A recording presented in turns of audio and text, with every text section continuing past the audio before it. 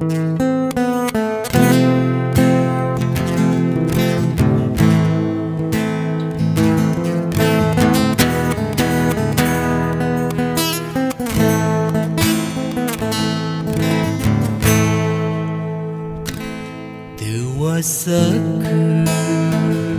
kedangan tosan kan tenangi hasrat hati ngagedu Hoyong patarima dina soja sanau sakit iya hati rasa dabungan kapalnya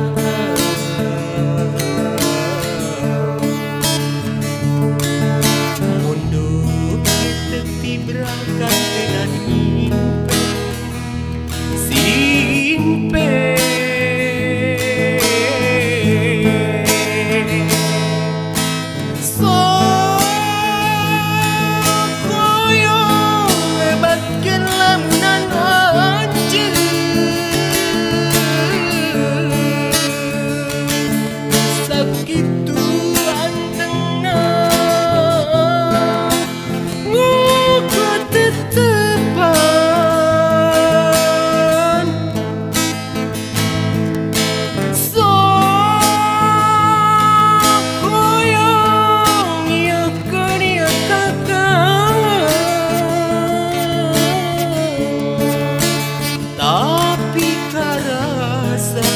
asal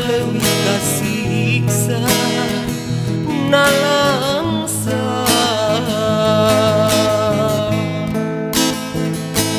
muntea manjing rek kuda duh gening ku tega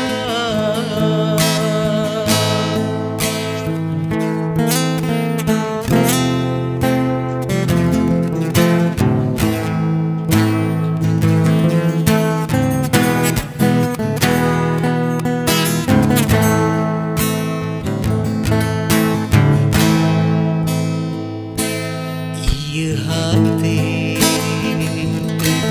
rasa gabungan kapalnya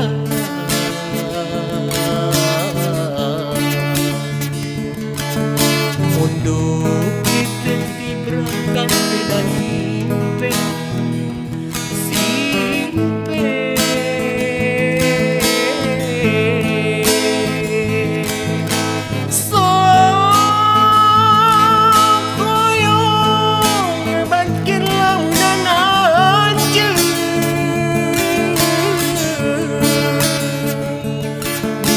gitu antenang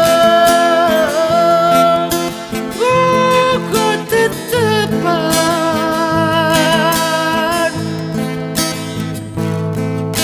so koyong ya keria kakang tapi karasa asal lewih kasiksa nalangsa muntea mah anjing rek ngagoda